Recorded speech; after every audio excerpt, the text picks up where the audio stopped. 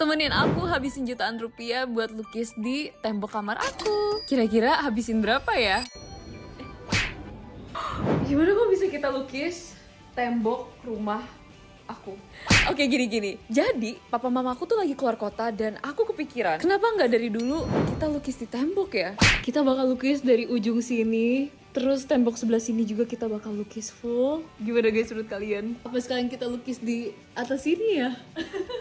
Oke, mending kita beli bahannya dulu karena aku nggak punya cat tembok dan cuacanya tuh lagi panas dan cerah banget. Jadi kita jalan aja ke toko bangunan. Guys, jujur aku kepanasan dan keringetan banget. Dan untungnya aku udah pakai Rexona Roll On Powder Dry, jadi tetap fresh dan wangi deh. Ini tuh ada formula baru, ada kandungan amino acids dan niacinamide. 3 kali proteksi lebih kuat tanpa meninggalkan noda kuning di baju, guys. Dan yang mau buktiin efektivitas produk Rexona ini, tuh guys, kalian bisa lihat di acara Whole Body Battleground di channelnya Kui Entertainment. Oke guys, kita lanjut. Semoga Papi nggak marah ya.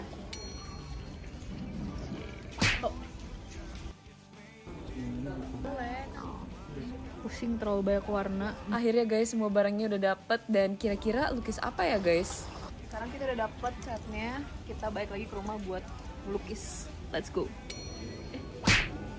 Catnya belum, masih dicampur-campur warna. Kita bakal lukis. Yeay, kamar Kelly mau dilukis gak? Oke guys, ini udah kebawa semuanya. Aku habisin 1 juta rupiah untuk cat tembok. Kita dapat warna birunya. 1, 2, 3, 4, 5. Sekarang punya ide lain nggak? Kira-kira lukis apa yang di tembok? Seperti biasa, kapan-kapan lagi. Dadah!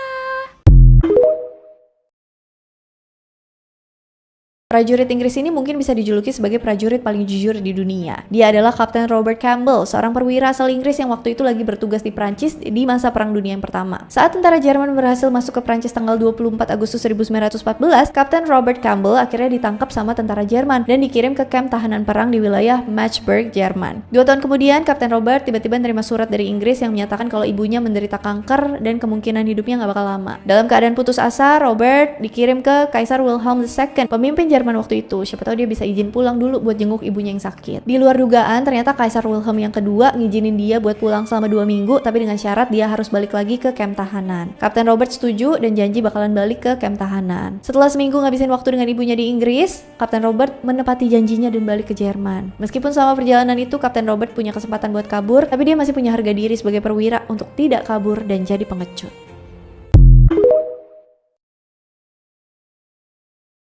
Orang yang paling produktif bukan selalu mereka yang paling ambisius. Seringkali mereka adalah orang yang paling sadar bahwa waktunya terbatas. Menariknya, sains modern menemukan sesuatu yang sejalan dengan apa yang sudah diajarkan berabad-abad yang lalu. Para psikolog membedakan 2 respon manusia ketika memikirkan kematian. Yang pertama adalah death anxiety, takut mati. Respon ini membuat orang merasa cemas, defensif, menghindar, dan seringkali justru kehilangan fokus pada hal-hal yang benar-benar penting. Lalu ada respon kedua yang berbeda, namanya death reflection. Bukan takut pada kematian, tapi merenungkannya secara sadar. Lalu bertanya pada diri sendiri, kalau ini bisa jadi hari terakhir saya, apa yang terbaik yang bisa saya lakukan hari ini?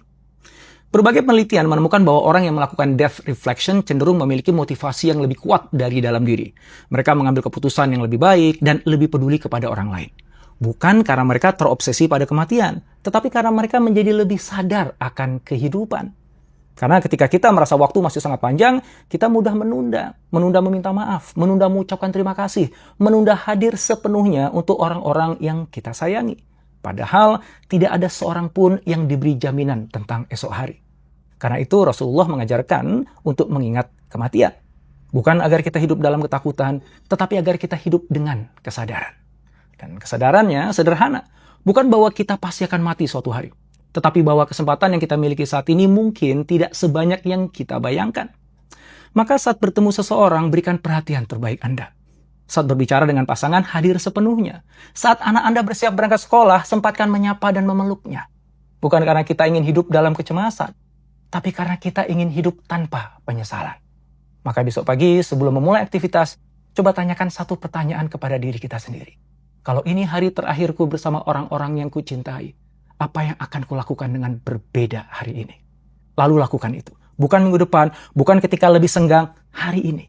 Karena kualitas hidup tidak berubah karena kita punya lebih banyak waktu. Tapi karena kita lebih sadar betapa berharganya waktu yang kita miliki. Berarti artinya kalau semua orang boleh masuk UT, mahasiswa mau ngambil berapa semester pun nggak masalah dong? Itu pertanyaan sudah saya duga. Lebih ke peramal ya. Bapak bisa baca Pak Rektor pikiran. ya. Pikiran. Dari sisi mahasiswa bebas dia.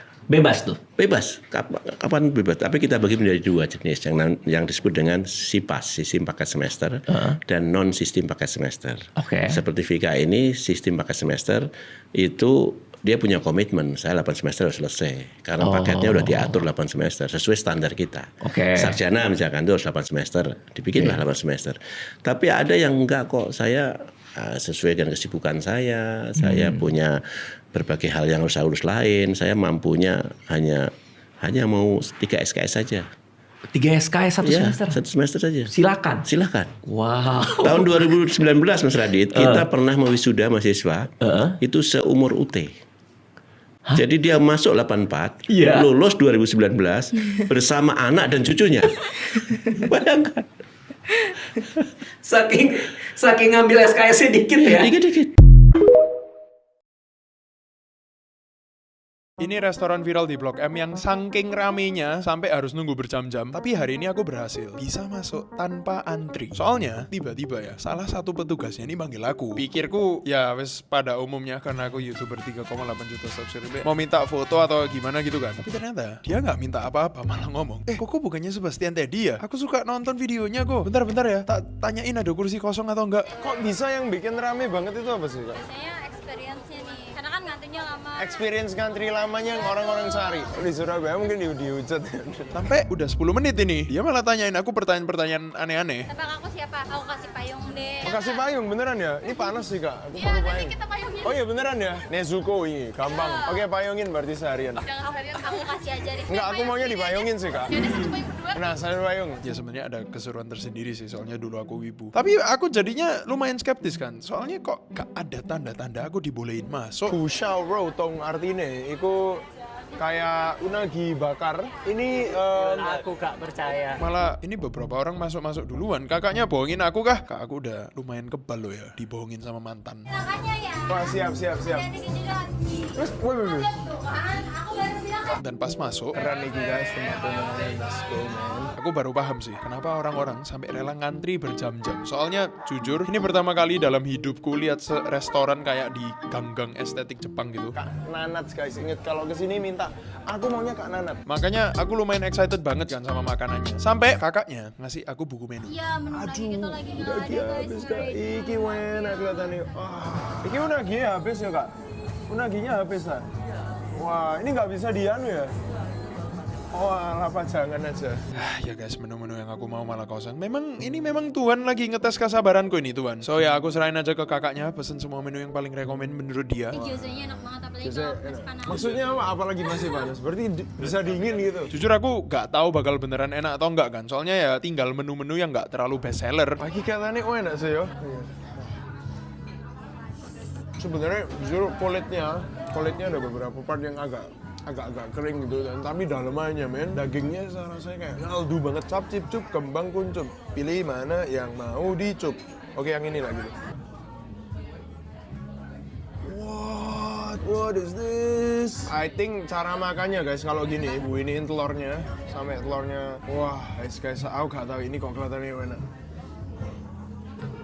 Iki menurutku super duper kayak comfort food pol. Ini telurnya pun kerasa banget, dagingnya pun juicy. Nah pas dessertnya dateng, pikirku kan ini pasti juga seenak makanan-makanan sebelumnya lah ya. Bentuknya aja kayak mochi kenyal-kenyal dikasih bubuk kedelai gitu.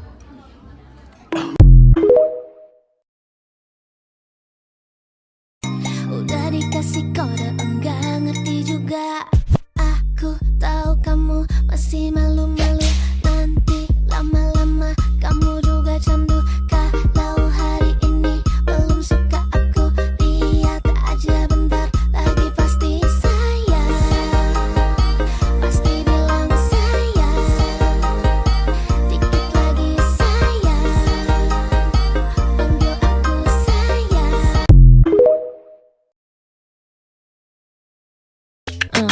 Udah siap belum? Ya. Jalan-jalan dengan sepatu rodaku, kiri kanan ikuti irama lagu. Semua mata hanya tertuju padaku, terbiasa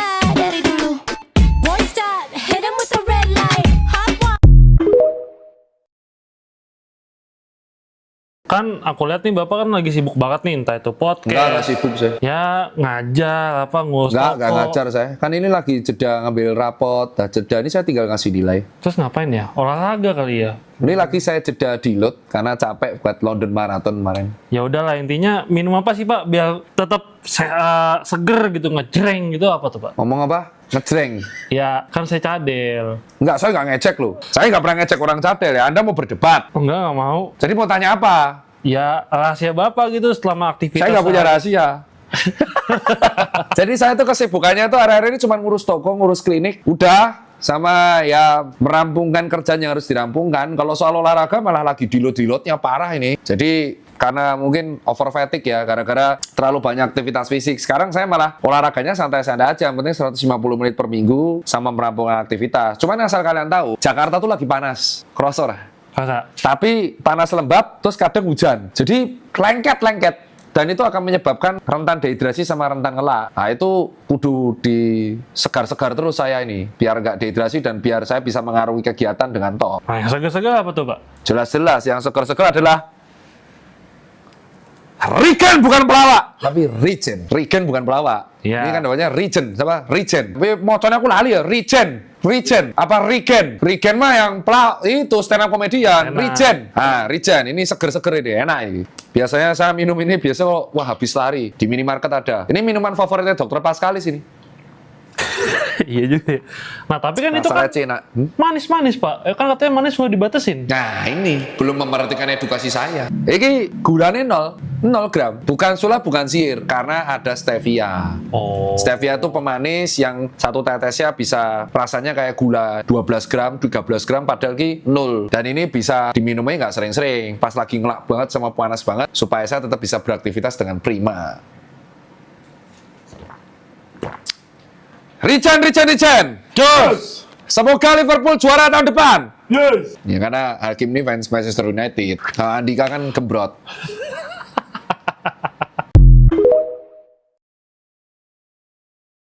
Produk ini udah kejual 1 juta piece di industri 18 triliun rupiah. Tapi uniknya, ini bisnis ngebosenin yang gak banyak orang kepikiran. Bisnis yang kalau lu dapat satu customer bisa jadi dia sama lu seumur hidup mereka. Bisnisnya barbershop. Logikanya gini ya, mayoritas cowok di dunia minimal potong rambut 2 bulan sekali. Dan kalau mereka ketemu tukang cukur yang mereka suka, kemungkinan besar mereka puluhan kali potong di sana. Bayangin tuh profitnya seberapa ngacir. Nah tapi ada satu brand yang gue salut. Approach-nya beda. Namanya Captain Barbershop. Hari ini kita BDSM, bisnis barber yang katanya punya jaringan barber terbesar di Indonesia. Sebenarnya kalau sekedar potong, itu biasa aja. Tapi mereka juga keluarin produk seperti pomade, hair powder, yang dikategorikan sebagai hair styling pria. Mereka ranking 1 dan selalu top 3 di e-commerce. Kalau dari data yang gue dapat, market share mereka di atas 50%. Dan produknya yang tadi gue kasih lihat, karena kebetulan gue lagi nyari. Ini kan rambut gue agak tipis, terus gue mau coba. Jadi selain bikin rambut lebih tebal, serbuknya tuh nyerap minyak dan bikin rambut lebih bervolume, stronghold, dan gak mengkilap. Cuma balik lagi nih, karena gue tahu hair powder tuh banyak banget, yang murah juga banyak. Lalu resikonya, kalau salah, bisa bikin ketombean, rambut rontok, bahkan risiko kebotakan. Dan makanya produk dari Captain's Barbershop itu pakai Hair Advance Plus formula yang melindungi rambut jadi aman dipakai setiap hari. Dan yang gua nggak nyangka botol kecil gini bisa lebih dari 500 kali spray. Nah pintarnya mereka gini, bukan cuma sekedar produk, karena mereka punya lebih dari 11 juta pelanggan di 130 cabang. Jadi dapat real feedback untuk improve produk-produk. Bahkan mereka launching produk pomade untuk rambut keriting pertama di Indonesia, namanya Captain Curly Cream. Dan percaya sama gua, ini industri yang nggak bakal mati. Bahkan bakal grow gila-gilaan nanti pas insya Allah middle class-nya naik lagi. Tapi kalian sendiri pernah nggak di Captain? Atau ada ide nggak biar rambut gua nggak makin botak? Nasi putih yang teman-teman kenal berasal dari salah satu jenis beras dari banyak jenis beras yang ada di dunia. Ada beras putih yang paling umum, beras merah yang lebih kaya serat, beras hitam yang sering disebut beras para bangsawan karena kandungan antioksidannya tinggi, hingga beras ketan yang teksturnya lengket dan sering jadi bintang di dunia kue-kuean. Belum lagi varietas aromatik seperti beras pandan wangi yang harum lembut, beras jasmin yang pulen, dan beras basmati yang bulirnya panjang dan cenderung perak. Ada juga beras japonica yang sedikit lengket seperti yang umum di Jepang dan Korea, serta beras indica yang lebih panjang dan rada mawur. Soal rasa tergantung selera. Tidak ada beras yang enak atau tidak enak. Yang mungkin membedakan adalah kepulenan, perak, wangi, dan nuansa manis alami. Semua ini dipengaruhi oleh kandungan amilosa dan amilopektin dalam beras. Semakin tinggi amilopektin, semakin lengket nasinya. Sementara rasa manis, terutama saat dikunyah, berasal dari amilase. Saat kamu mengunyah nasi, enzim dalam air liur yang disebut amilase langsung bekerja, memecah pati menjadi gula yang lebih sederhana, terutama maltosa. Semakin lama dikunyah, semakin banyak pati yang diubah menjadi gula. Dan disitulah rasa manis mulai terasa. Selain itu, nasi juga memang sudah mengandung gula alami, seperti sukrosa, glukosa, dan fruktosa, yang ikut menambah rasa manis tersebut. Proses memasak atau menanak juga memulai semuanya. Suhu tinggi saat memasak membantu memecah amilosa atau pati menjadi gula sederhana, sehingga nasi yang kita makan sudah punya sedikit rasa manis sejak awal. Jenis beras juga berpengaruh. Beras lengket yang tinggi amilopektin, seperti beras ketan atau nasi pulen, lebih mudah dipecah oleh enzim, sehingga cenderung terasa lebih manis dibandingkan nasi yang perak. Gitu. Benda yang kalian lihat di sini punya bentuk geometri yang ajaib. Karena kalau kita semakin perhatikan bentuknya, akan semakin halu kita jadinya. Soalnya, benda ini tuh nggak punya konsep atas bawah, dalam luar, dan cuma punya satu sisi. Biar kebayang, sekarang gue udah megang bentuk cincin biasa seperti ini. Sekarang bayangkan, kalau ada semut yang berjalan di sini, dan jejaknya itu kita tandain pakai spidol, nanti setelah satu putaran, dia akan kembali ke titik semula. Semut ini akan selalu berada di sisi bagian luar. Tapi, kalau kita melakukan perlakuan yang sama ke benda yang satu ini, hasilnya itu akan bikin halu. Karena setelah satu putaran seperti ini, semutnya ini akan berhenti di bagian belakang tempat dia memulai. Dan kalau jejaknya ini kita terusin terus-terusan, jejaknya itu akan selalu nyambung di semua sisi. Beda dengan bentuk gelang biasa yang kalau jalurnya itu kita terusin, dia itu nggak akan pernah menyentuh yang bagian dalam di sini. Jadi benda ini tuh punya bentuk geometris yang aneh banget. Dan bagian yang jauh lebih menariknya, kalau cincin dengan bentuk normal ini kita gunting menjadi dua seperti ini, kita akan mempunyai dua gelang yang baru. Nah, tapi benda yang satu ini kalau kita gunting seperti tadi, hasilnya itu bakal bikin kalian kaget. Dia akan malah menjadi satu cincin besar yang kelipet-lipet kayak gini. Aneh banget gak sih? Nah, sekarang gue akan ajarin cara bikinnya. Selamat datang di Belajar Semenit. Pertama, kita siapin kertas seperti ini dulu. Habis itu, kita lipat dulu aja seperti ini supaya jadi persegi panjang kayak tadi. Habis itu, lipatannya ini kita gunting. Terus, setelah menjadi seperti ini, salah satu ujungnya itu kita putar 180 derajat dan ujung-ujungnya itu kita pertemukan seperti ini, terus kita tempel deh. Dan tada, jadi deh. Oh ya, kalau kalian penasaran, sebenarnya benda ini tuh namanya Mobius strip. Jadi gitu dulu teman-teman, and now you know. Kita ketemu di episode berikutnya.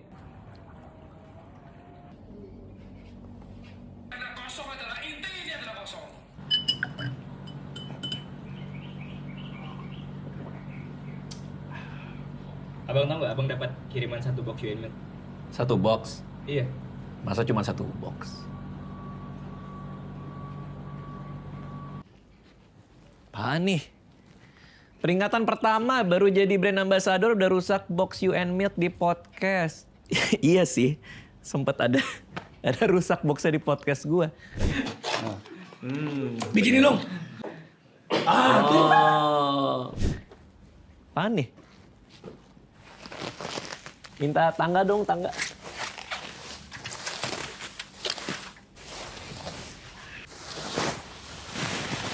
Wih, gede banget ini. Ini satu box. Betul, Bang. Gimana ngaduknya ini? Ya, tapi memang gua sekarang jadi BA-nya UN Milk. Banyak yang salah tuh. Ada yang bilang Yono Milk, susu orang tua. Ada yang komen ke gue, ini susu peninggi badan. Ini susu almond untuk kontrol gula darah karena dia rendah gula. Bisa dibeli di e-commerce. Cek juga di @unmilk.official untuk info lengkapnya.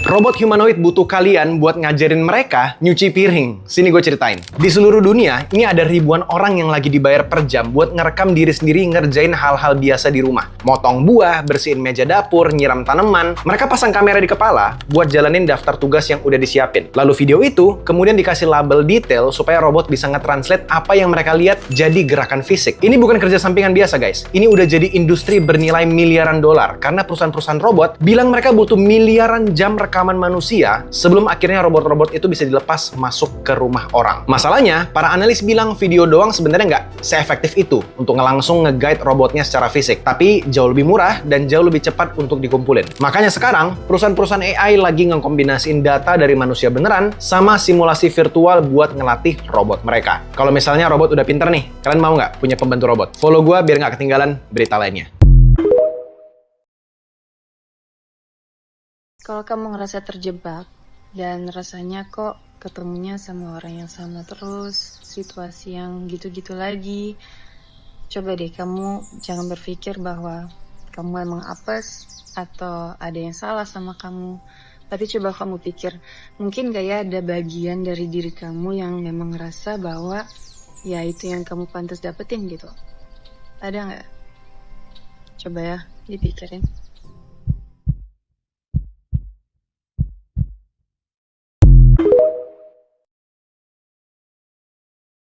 Gangguin temen gue main game pakai filter pengubah cuaca. Lihat guys, canggih banget. Lim, Salim, tuh orang kalau udah main game gak pernah denger omongan orang. Nih, gue ubah ya cuacanya Lim ya. Nantangin dia.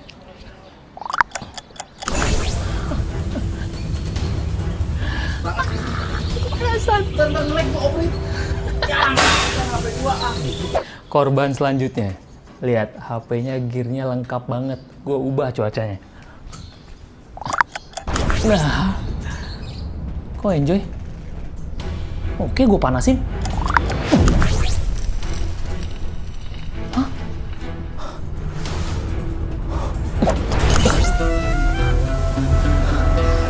Kalau gue yang gerah, apa? Kok lu nggak ada reaksinya sih? Lah, nggak ada apa-apa dari tadi kok. Kok bisa yang lain aja HP-nya pada overheat? Ya beda lah. Gue kan pakai Infinix GT50 Pro. Emang kenapa kalau Infinix GT50 Pro? Nah, gue kasih tahu. Nih, dia tuh pakai arsitektur liquid cooling hydroflow. Jadi, meski dipakai berat dalam waktu lama atau dipakai main game sekalipun, gak bakal overheat. Ya, tapi kan suhunya udah gue naikin, minimal nge-lag lah. Nge-lag? Nah, dari tadi aja game gue stabil, masih 144 FPS tuh. Main game gak bakal keganggu lah. Coba lihat. Bisa apa aja nih dia? Ini semua yang aku makan habis 4 juta di pesawat. Ya guys, gak salah. Satu tiket terbang ke Singapura habisnya 4 juta. Cuman selain dapat hot towel, jujur aku nggak terlalu ketemu vibes Sultan VIP eksklusif banget sih. Jadi nggak ada yang ngantuk ini. Bahkan kakiku sama kursi depan aja nempel. Sangat tidak nyaman. Ini bahkan kakiku kena orang depanku. Kasihan orang depan. Ya, mungkin aku yang terlalu tinggi juga sih. Sampai tiba-tiba pramugarinya datang dan tanya gini. We do have premium chicken pasta and also the seafood noodles. Which one would you like to have? Damn man, chicken pasta 4 juta di ketinggian 3000 meter, kedengarannya lumayan enak sih. One chicken pasta and one seafood noodles. So, meskipun rotinya udah nggak terlalu anget lagi, tapi aku lumayan excited buat cobain pastanya kan. Siapa tahu akhirnya aku bisa ngerasain hidup menjadi Sultan Singapura gitu kan. Susu krim ini di dalam pesawat. Tapi pas tak cobain, jujur rasanya ya gak terlalu yang gimana-gimana banget sih. Ayamnya kerasa tapi aku beneran cuman kerasa asin. Bahkan teh susunya ini hambar, nggak tahu ini beneran emang makanannya yang hambar atau karena aku lagi di ketinggian 3000 meter. Kalau misalnya di atas pesawat itu kan lidahmu mulai salah kan. Makanya pas dessertnya dateng, aku jujur lumayan skeptis kan. Kayak ijo-ijonya gitu guys. Paling ya lumayan hambar, gak ada rasanya kayak makanan lainnya. Apalagi bentuknya juga gak terlalu yang super duper spesial. Oh gimana guys? Bakmi sama dessert. Gak apa-apa lah, campur ini. Oh. Memang, nasi adalah sumber energi murah, mudah diakses, dan sudah terintegrasi dalam budaya. Bagi banyak orang, terutama di kelas ekonomi tertentu, nasi adalah pilihan paling rasional. Mengurangi nasi bukan sekedar keputusan nutrisi, tapi juga keputusan ekonomi dan budaya. Disinilah roda ironi mulai terasa. Di satu sisi, kita bergantung pada nasi. Tapi di sisi lain, petani yang menandur padi seringkali hidup dalam kondisi yang jauh dari sejahtera. Harga gabah yang fluktuatif, biaya produksi yang tinggi, ketergantungan pada cuaca, hingga distribusi yang tidak selalu adil, semua ini menjadi beban yang tidak terlihat di setiap suapan nasi yang masuk ke dalam mulut kita. Sebenarnya Pak Prayogo ini bisnis apa sih? Kenapa in the first place sahamnya bisa naik sampai ratusan ribuan persen? Nah, TPIA itu Chandra Asri Pacific. Simpelnya ini pabrik yang ngubah minyak bumi jadi bahan baku plastik. Botol plastik, pipa air, bemper mobil, kemasan produk, semuanya tuh butuh bahan yang namanya polipropilin dan polyethylene, dan TPIA adalah satu-satunya produsen yang punya naphtha cracker di seluruh Indonesia. Bahasa gampangnya, kalau pabrik manufaktur Indonesia butuh bahan kimia dasar, mereka hampir pasti beli dari TPIA. Nggak ada alternatifnya di dalam negeri. Nah, yang kedua, brand Barito Renewables Energy, dan ini bisnis yang paling futuristik. Di bawah tanah Indonesia itu kan ada panas bumi dan aktivitas vulkanik. Panas itu bisa dipakai buat nyalain turbin, ngasilin listrik ya, bersih 24 jam, nggak butuh angin, nggak bisa mati karena mendung. Brand lewat anak usahanya Star Energy itu operator geothermal terbesar di Indonesia, masuk top 5 di dunia. Kalau angka teknisnya nih, kapasitasnya 926 megawatt. Kontraknya langsung sama PLN, jual listrik ke negara, pendapatannya stabil jangka panjang. Terus yang terakhir, cuan. Paling simpel ya, tambang batu bara. Kalau gua rangkum strateginya, punya tambang buat energi, geothermal buat listrik bersih, pabrik petrokimia buat industri. Dari dalam tanah sampai ke pabrik. Itu bukan 3 bisnis yang nggak nyambung, ini 3 kaki dari satu kerajaan yang sama.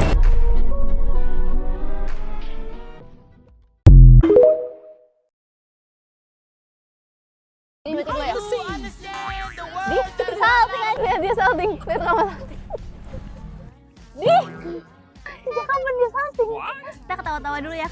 Tunjuk-tunjuk. Keras banget ya. Kenapa? Jual basreng. Emang kamu sedih jual basreng? Emang kamu sedih jual basreng? Jujur. 1-10 sedih nggak? Atau senang? Bisa bantu orang tua? Tahu. Jangan ke muka. Kita ketawa 1, 2, 3.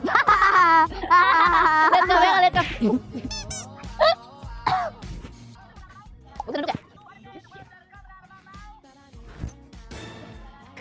Dia ketawa-tawa. Enggak, senyum doang. Dari ngeliatin gini. Jangan senyum dulu. Senyumnya gini, dari diam. Diam, terus gini. Gitu. Diam. Senyum manis. Nah, dari diam. Senyum yang manis. Nah, gini berarti gue ya. Salting aja. Sejak kapan dia salting sama gue? Nah ya udah, gue ngeliatin deh. Udah belum? Nah, 1, 2, 3.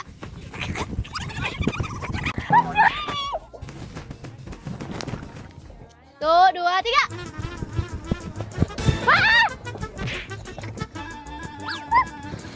Kakiku kesleo beneran. Dah kan? Udah dibilang.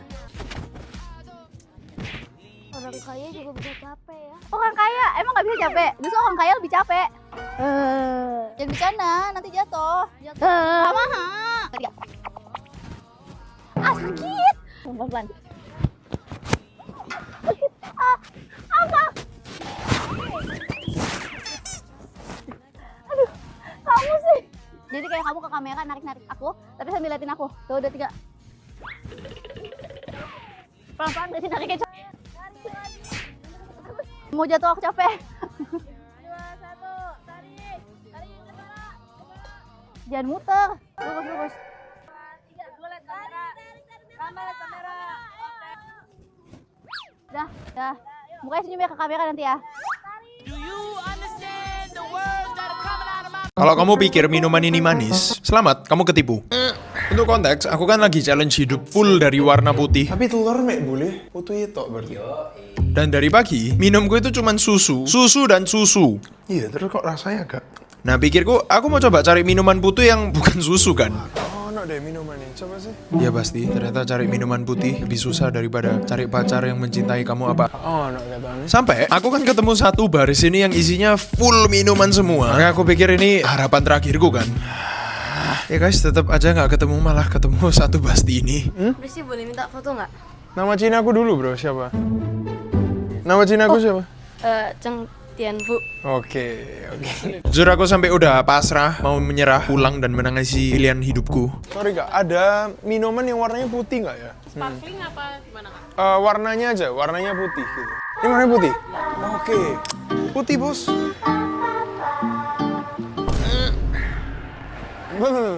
Kayak obat.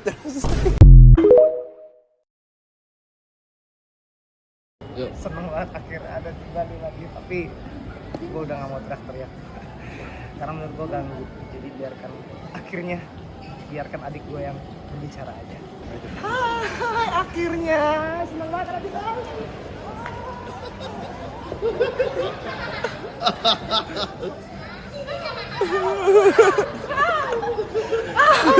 Senang banget di Bali. Sini tuh lu ngapain cabut? Mau cabut. Deh, sini. Mana Ramza? Aku. Mana Ramza? Aku. Yuk kita udahan ya. Kok nggak diberesin? Oh iya. Iya. Edit dulu ya. Ini sih magic produk aku sih akhir-akhir ini. Cuma 20 ribuan tapi kepake buat banyak banget. Pertama buat hapus makeup juga enak banget. Aku juga pakai ke area stretch marks aku guys. Dan tangan aku buat bantu ngurangi bekas stretch mark. Plus kulit berasa lebih halus. Terus aku suka pakai di area yang gampang kering, kayak siku, lutut, karena membantu melembabkan dan mencerahkan juga. Dipakai di badan juga bikin kulit kelihatan lebih glowing dan sehat. Bener-bener bikin kulit lembab dan halus. Ingat ya, cuma 20 ribuan dan ada di semua Indomaret.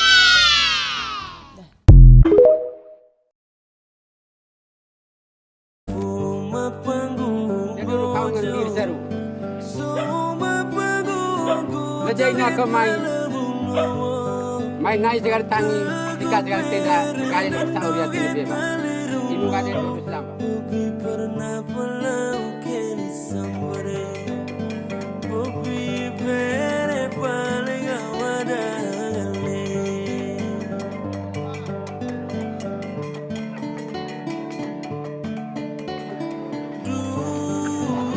Kayak tepuk kita longgar, Bege, orang marah dia mangkadu. Tepuk kata longga, kata keli-keli kangeran laut. Dua ambana sama-sama.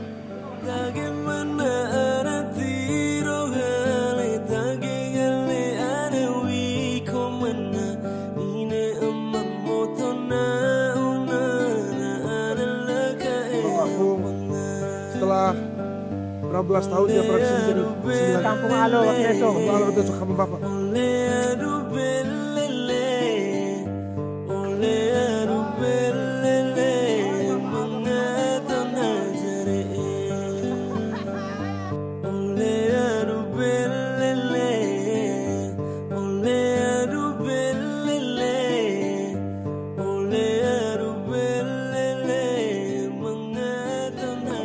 Capek. Udin, ya, mulai dong sini.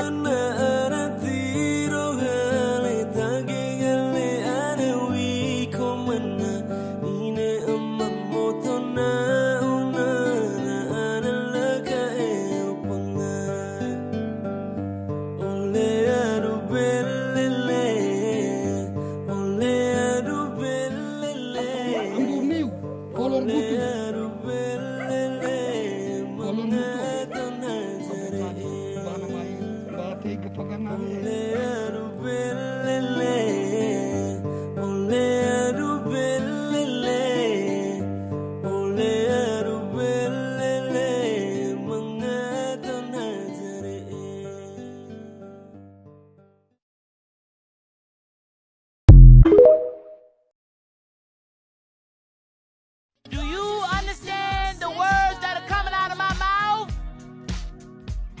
That I'm here right now, just sitting in a cloud. Oh wow, I'm here right now with you. And I believe this shit.